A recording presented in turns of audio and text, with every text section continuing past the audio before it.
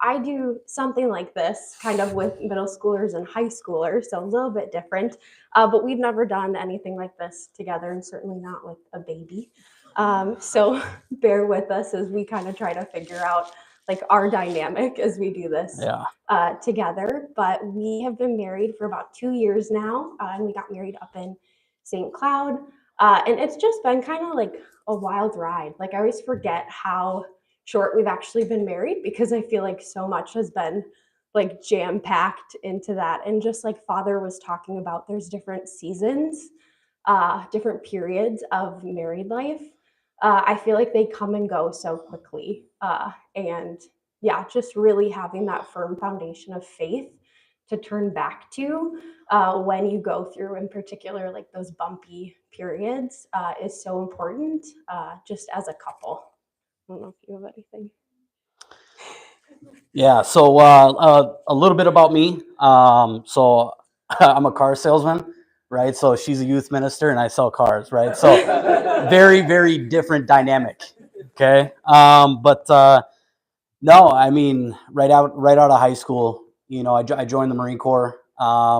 Really kind of got out of the whole religion type aspect of life. And then I met this beautiful woman here, and then started realizing I was missing out on something, right? And that big part was religion, the Catholic faith. So, I mean, she's a big part of why I really got back into it, and I've noticed a huge difference in the past 3 years of my life, just knowing her and being married to her, and also having this beautiful little one too. So that's kind of a little bit backstory on myself. So.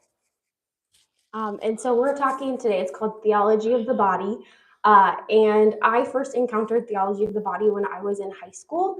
And it was really, and we'll talk a little bit more about our family experiences later, but it was really the first teaching in the church that I encountered that really clicked and like made sense to me as to how we're created, and how we as men and women, but also just as human beings, like how we're called to be in communion with God.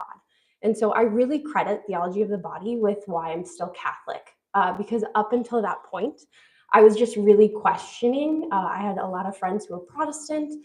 I had a lot of friends who went to non-denominational churches.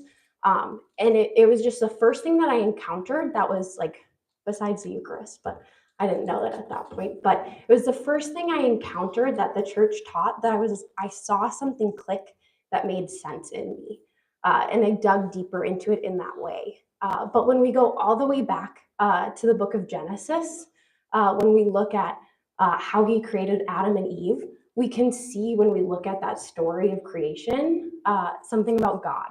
And it shows us that he's a God of not just creation, but of goodness, and that he's a God of order, that everything had a purpose, everything had a design in the way that he created it. And the Theology of the Body really digs into like how he created us as male and female and how we work together in that. We were created with this specific design and this specific order. And when I think back to probably what the relationship between Adam and Eve looked like before the fall, before the introduction of sin, I don't think I'm like romanticizing it by thinking that they probably had a relationship that was full of really deep peace. It was full of assurance and respect for one another, that they each knew their worth. They knew the way that God had created them and ordered their hearts and their bodies, and they were able to really easily surrender to that design. There was an easy trust between each other and between themselves and God. And when the first sin happened, right, when Adam and Eve chose to eat of the fruit in the garden, what was actually happening is that they were letting their trust in God die, right? That they had this trust with him. And in that moment, they were choosing something different. They were choosing to say, actually, I know what's best. I know better than how you've created and order things. And I'm going to choose to do something differently. So they were letting that trust that initially they had between each other and with God, letting that die because of their own pride. And when that happened, order kind of went out the window, and instead sin came into the world. And now we have disorder, right? And we have sin and death. And that's a direct result because of that. And that touches everything in our world, but it also touches our relationship with each other as men and as women. And much of our current culture looks at maleness and femaleness under this kind of chaos, under kind of this disorderedness. And we might not at first glance say that, but when you dig deeper into some of the ideas that our culture has about sex, that our culture has about relationships, what it has about ideas about what it means to be man, what it means to be female, you can really see that disorderedness. The good thing is that God sent Jesus, right? And he comes into our world, he comes into our lives and our brokenness, and he offers us something much better, right? And that doesn't mean that it's easier, but it is something better that we're called to in that. And within that, we can rediscover this order within our lives, rediscover the order in his plan within our relationships as male and as female. So part of that design is that we were created, and Father kind of teased this, but we were created as a body and a soul. So you're not a body with a soul. You're not a soul with a body, but they are created as a composite. They're created together, that you're a body and a soul. And the way that I like to think about this is you guys have beautiful stained glass windows in your sanctuary in the church. And we can think about our body and the soul the same way that we think about stained glass windows and light. So in order to like truly see the beauty, to make out the image, the different colors, the depth of the stained glass window, you need the light filtering through it in order to see that. If you go into a church at night, you lose the brilliance of the stained glass because you don't have the light reflecting through it. In the same way, you need the stained glass in order to perceive and encounter the light, right? Without the stained glass, it's just kind of around us. Obviously, we can perceive that it's day out, but through the stained glass, through that reflection, through the light, we're able to truly take in the beauty of that light. And that's very similar to how our body and our soul are. And that our body reveals something to us about our soul. So your soul is male, your soul is female, and our body, through its design, through the way that it's ordered, reveals something to us about our soul. And in the same way, our soul reveals something to us about our body. And so much like that stained glass and that light, they work together to continually reveal to us God's design and his plan for us. Oh yeah, sorry. This is my Vanna light in the form of flipping pages. Thank you, thank you. And so I feel like in particular, when you look at our culture, I promise I'll let Tyler talk eventually. We're both talkers. But in light of our culture, I feel like we're in pretty unprecedented times where I feel like we heard that a lot with COVID too, unprecedented times. Anyways, but we're in pretty unprecedented times in which we have deeply forgotten what it means to be male, and we've deeply forgotten what it means to be female and what that means in connection with each other, and the reality that that grounds us in. Personally, I think this stems from kind of the mass marketing of contraception, and that within that, it's really taken away, mostly as females, it's taken away what makes us unique as life bearers, as those who are able to carry children, the hormones that we have that are so uniquely complex, which men can probably often see and perplex them, the rhythm of it, but it's taken that away in an effort, I think, to make us more like men, right? Like it takes away those that special rhythm that our body has throughout the month in order to kind of take away that essence of life that we're able to carry. And that's, you know, not to knock on you if at any point in your life you have kind of been sold. Unfortunately, our doctors are like so all in on hormonal contraception, IUDs. And oftentimes from a very young age, girls, that's the only solution that they're given. This kind of a diatribe, but It's the only solution that they're given when they're experiencing any irregularities within their cycle. But the kind of the mass marketing of this, I think, has had a huge impact on how we view ourselves as men and as women. And so our bodies, going back to our bodies, were made with this design and this purpose. And they make sense when viewed together and in light of each other. And we need to lean into this in our marriages, not to erase the things that make us different, but we need to lean into how we can complement each other in our maleness, in our femaleness. And as I said, due to sin coming into the world, coming into our relationships, it causes us to kind of take on two different extremes, right? So we can either ignore our differences and pretend that they're not there, or we can allow them to create conflict in our relationships and our marriages, and we can allow them to divide us, to make us, instead of being on the same team, to look at the spouse, as like not the enemy, but almost like different in a bad way from ourselves.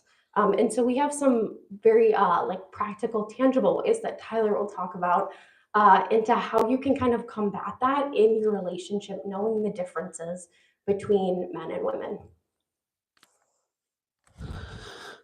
Finally, it's my turn. I was kind of losing track, but no, just kind of really summarizing everything up that Carly was saying in a few bullet points that that we can do to assist all that stuff in marriage, right? A huge one is leave your pride at the door, right? Especially as us men. I mean, it's really hard to swallow our pride and say that we're wrong, right? I know that's something that I struggle with, but it's something that we really need to do, right? Conflict will come up. Remember, you're on the same team, right? It's not you against her or her against you, right? You guys are the same team, and you guys are trying to take care of this little one. You know what I'm saying? Communication. Men and women, we both do it completely differently, right? Last night there was a little communication, yeah, right. But we made through it, and we're here, right? Communication for us, we have a very routine way of doing things in our household, and I find that very, very productive, at least for Carly and I, right? You guys can figure out whenever you guys get all married, figure out all that stuff, but routine is huge for us, right? I call it right after work, right? Because when I get home from work, she knows what I want to do is just relax for 30 minutes to an hour, shut my mind off, and then realize, okay, hey, go into dad mode, take care of Emma, be a husband, things like that. And that's what we do, right? We communicate, and we communicate like deeper than just saying, hey, how was your day? Right? Ask those deeper questions and figure out, hey, you seem off today. Why? Right? Ask the question why. Different roles.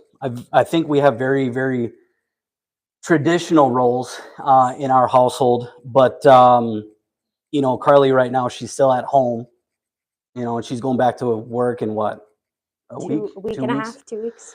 So I'm starting to sweat a little bit. It's one of those things where I'm gonna have to pick up the pace as far as doing the dishes, laundry, things like that I typically don't do, and I got to learn that. It's going to be hard for me, but I just know that's reality. And I know that's going to be a struggle for me. And that's what we've been talking about in the past month. How does this look? How does it look as far as her going down to work, right? Me taking care of the house and working and taking care of her, right? Let's see.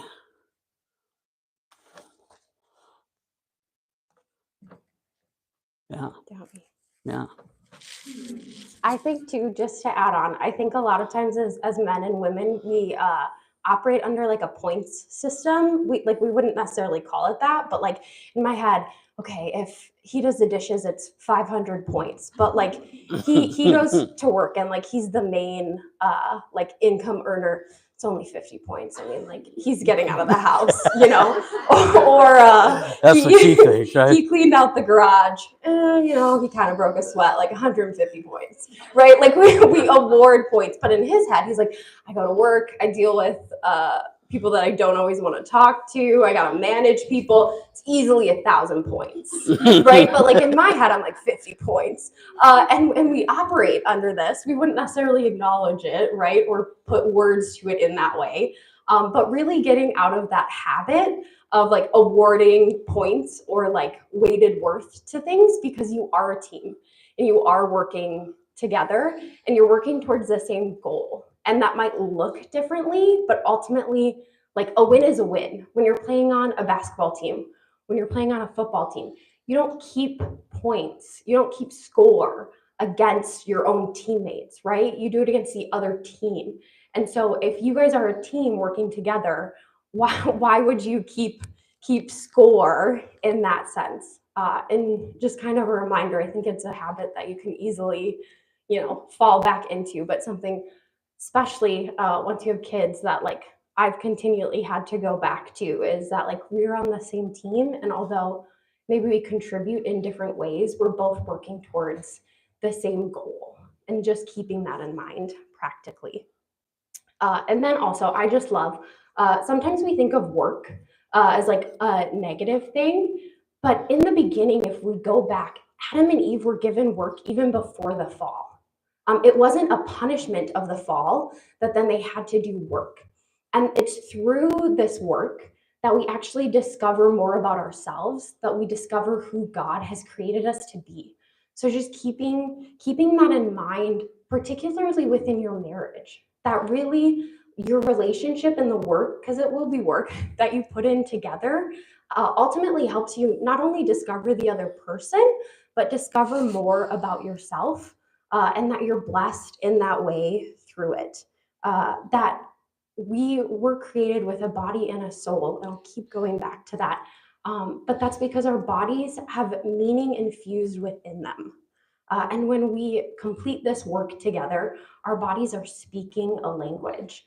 So when you think about, like, there are many ways that our bodies can communicate. Examples like facial expressions. Our baby has a really mean, grumpy face. She gets it from Carly. No, it's a Velasquez family trait. His cousin's babies have the same thing. But our bodies communicate. Facial expressions, a hug, holding hands, a kiss. And through these actions that communicate, they allow us to deepen our relationship and express our feelings for each other, whether it be sadness, joy, anger, you know, the good and the bad. Because God has designed and ordered our bodies as a gift to each other, the way that we interact, the way that we engage in intimacy should always be aligned with this in mind and with his design in mind. And when we are not, that invites sin and chaos into our lives, into our family. And the fruits of that sin and chaos, can unfortunately be observed so much in our culture that it's actually become kind of normal for people to see. And so I'll let Tyler share kind of first about the impact that that's had on his family. Yeah, so I kind of grew up I shouldn't say kind of, I did grow up in a broken family. I mean, my mom got remarried probably 5 times. Yeah. I got 2 older brothers and a younger sister, but they're all out of separate marriages except one, right? So my childhood growing up, it was really like my dad not being there for the first 5 years of my life. And all of a sudden he came back in, right? So I was very confused on what was going on, what a good family structure really actually looked like. Yeah, obviously, when you're old enough and you're more mature, you can understand, hey, husband and wife, they have a baby, they love each other a lot, right? Boom, you got an awesome family. But obviously, there's more to the surface of that, right? So obviously, growing up, I really didn't understand what it meant to have a healthy family. And that's what the Catholic Church really taught me, right? After, coming back and going to church and reading and listening. I think the biggest thing is listening, right? I don't like to read too much. Um, but just listening and just looking at others and how they actually grow and prosper in their marriage. And the nice thing is I told my dad, and I tell him all the time, I was like, hey, yeah, I know you weren't there for me, but I want to thank you, and he looked at me the other day and he was like, well, why? And I was like, well, it's because I know what not to do for my family. You know what I'm saying? So, now I have a little girl here. I feel like I know not exactly what to do, but exactly what not to do. So what's the exact opposite? Obviously, be there for her, show her what a true family love like is. Um, but yeah, obviously growing up in that structure made me open up my eyes to what kind of evil is really out there. And yeah. And so I grew up in a family with a single mom, and all of her friends were single moms. So it was to the point where I was like in middle school, and I realized that I had this kind of unconscious idea in my mind that dads just like weren't a normal part of a family. Actually, it like clicked one day that like I was looking at people and I was like shocked when they would like say something about their dad doing something with their family, or like shocked that like their dad lived with them, or when they spoke about their dad, it just like really it clicked that I had this kind of assumption that families were just made of moms who did everything, um, which is crazy now to think about. Oh, she woke up. Don't you face everybody?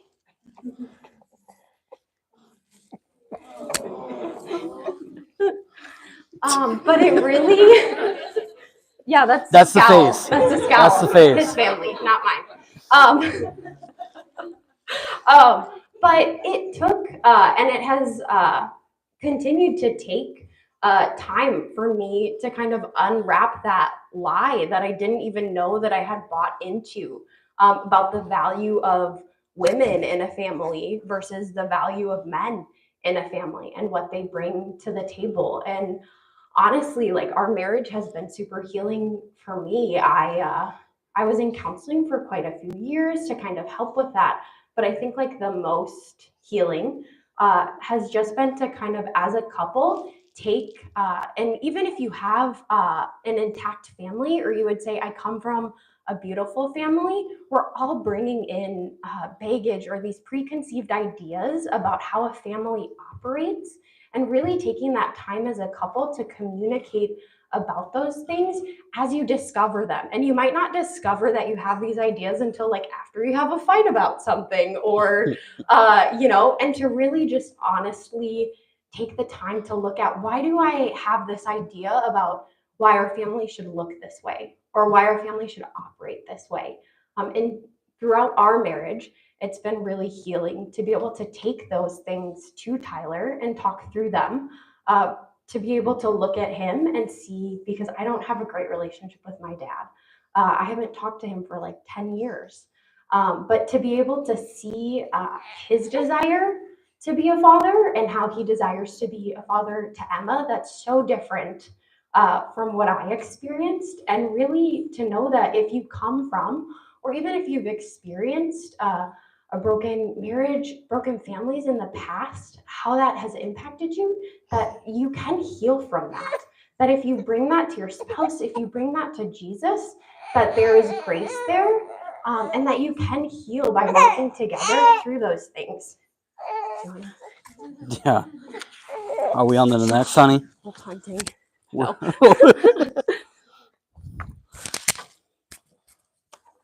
You want to talk about this? Yeah, you do that, and then we'll circle back. Okay. Circle the wagon. So, I mean, like I said, right, obviously grew up Catholic, turned 18, really fell out of the whole faith stuff, but leaped back into it about 3-4 years ago, right? So, obviously a huge thing is sex, right, in a marriage. This is something that I really didn't care about when I was younger, right? From 18 on to like 25, I'm 30 years old right now, right? Is one of those things I really took it as like a light thing, right? Sex, whatever. Um, so after coming back into the faith and really realizing what it's all about, I felt like I was doing life all wrong, right? Do I regret it? Yes, you know, but it's one of those things where now I realize kind of both sides of the fences, right? Where it's like, hey, been there, done that. But then now that I see that I'm married, with a wife and a daughter, where I'm like, damn, maybe I should have thought twice before, you know, doing these kind of things with someone that I'm probably not going to marry, right? And there's consequences to it, right? All of a sudden you have kids, right? And then all of a sudden you're looking at adoption, looking at different things, right? Because you're not fully committed to this individual, so obviously being with her right before marriage, sex was just right off the table. And she told me very, very early on, she's like, hey, these are the things that I'm not going to give up. And she was very, very strict. And I was like, nah, we'll be all right. Right. But yeah, I started realizing like, no, she's spot on. Maybe I should really look at myself in the mirror and redirect my thought process on what sex is really all about. Yeah, is it enjoyable? Cool. But there's a lot more to it than what meets the eye, right? So that was a hard thing for me. But I told Carly the other day, I'm really happy that we waited, because with this one around, there's not many times, right? So no, I mean, as a married couple now, it really honestly brought us closer, because our relationship isn't about sex, right? It's about taking care of each other, deeper than that, right? Making sure that she's okay, making sure that Carly's okay, making sure the whole family's okay, right? And that's where you got to put your pride aside and swallow it and sacrifice yourself to take care of these people, the ones that you love the most. Yeah.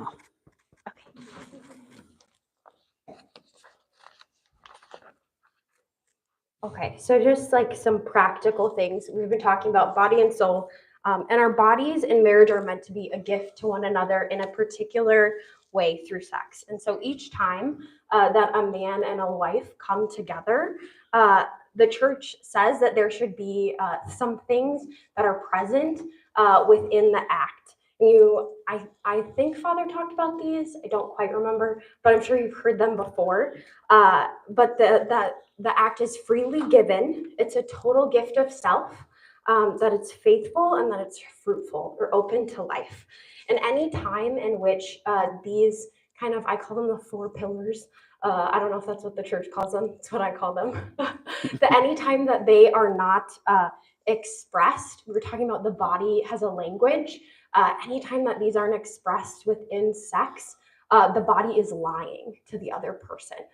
And so some examples of these, some tangible things, all forms of contraception, sex outside of marriage, and the use of pornography are all lies that our body can tell. And that's because they go against the design of our bodies, the design that God has for sex. And what they essentially do is they're dividing a husband and a wife, and one of the most intimate things that they can share together. It's dividing them in the act instead of bringing them together in the way that God has designed to. So hormonal birth control, IUDs, condoms, surgical sterilization, all of these deny at least part of the design of sex, right? The hope and possibility of new life. And they're withholding a part of yourself, your fertility, from your spouse. Oh. Sex outside of marriage, it comes with, Tyler kind of talked about this, it comes with multiple risks, and lacks the sanctity of the vows shared at the wedding. In the case of my parents, they never got married, and my dad was somebody that my mom probably would have married, probably shouldn't have married. But so it comes with many risks, not only to the couple, but also to children. And something that I'm really passionate right now is the rights that children actually have within marriage, and how through marriage and having children within marriage, it protects not only you, but it protects your children, and it gives them the dignity that they need within to grow up with.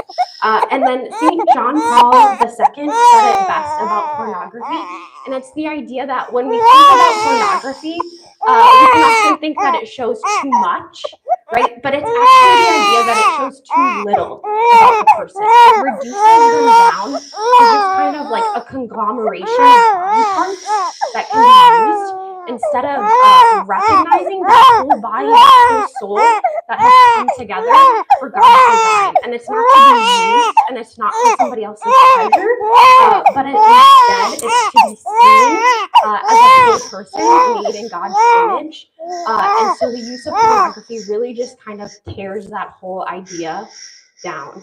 And like Tyler said, because sex was kind of off the table for us in our relationship, it really forced us to have this deep foundation of communication that now, I had actually a really rough time with pregnancy.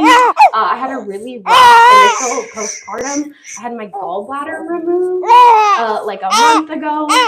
We've had some rough things with her, and so having that foundation to build off of that isn't sex, that our relationship didn't start off all around that, with the focus being on it, that we had to communicate in a very intentional way, particularly about sex and about our boundaries, has really led to a deeper richness in our married life. And then I do just want to say, too, statistically, 1 in 8 couples will struggle with fertility. And that's a really sobering fact. I actually have PCOS. And so I would have been like one of the women that they would have thrown birth control at and said, like, this will fix everything. This will help you with your symptoms. I didn't take that as a solution for me. And so I really dug deeper. And part of that has been the blessing of NFP, of charting my cycle and really understanding the symptoms that my body's showing. Because I did that, they were actually able to find polyps in my uterus that they could remove, so that then we had a better chance of having children. But one of the ways that we're also kind of marketed with, along with hormonal birth control, is in vitro fertilization. And it's become kind of the catch-all solution for a lot of couples who are hurting and who are struggling with fertility. And while the desire for new life within a marriage is still good, right? It's part of the design of it. The means in which it's achieved through in vitro fertilization really denies the dignity of the child. It denies the dignity of the act of sex. And part of this is because many of the embryos, many of the babies that are made within in vitro fertilization will either be discarded or they'll be stuck in a deep freeze indefinitely, simply based off of their gender, because they're male and they want a female, or simply because they're female and they want a male, or because of specific genetic markers that they deem kind of unviable or undesirable for a couple. And so knowing that the church teaches about the dignity of each person, about our bodies and our souls, that really deeply goes against it. And I would encourage you guys, if you haven't looked into it more, to look into it. It's called Them Before Us. And it's an organization that really digs into the rights that children are afforded through marriage. It's also listed at the bottom of your little blue sheet that we gave you. Come here. Crazy thing. Paragraph 3. No. Oh, okay. It's like a popcorn reading, right? Paragraph 3. The body. Oh. Where are we at, honey?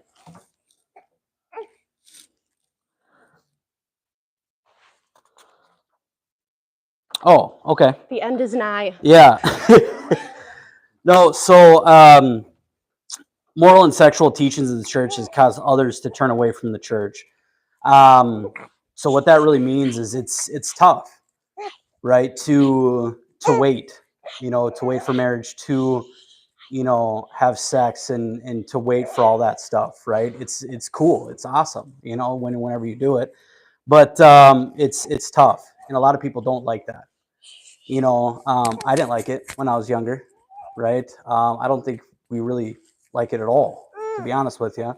But it's just one of those things where it makes you grow as an individual and as a married couple at the end of the day, right? So that's what we really got to focus in and hone in on is the end goal itself, right? Because what you're really doing is, I mean, when you do it, you can't give it or take it back, right? So it's one of those things where when it's done, it's done. It's no longer, I wish I could go back and, undo that. Right. So I can save myself or my actual wife. Right. And a lot of people don't like that. And I think that's why a lot of people, younger generation is actually turning away from the Catholic Church in that kind of regards. Right. Let's see. Yeah. I mean, you got anything on that? Yeah. And Father also kind of alluded to this, but one of my favorite kind of passages when talking about the hard teachings of the church is it's actually in the Gospel of John. And it's after Jesus shares the bread of life discourse, which is where he says, take my body and eat of it, right? Like, ooh, okay.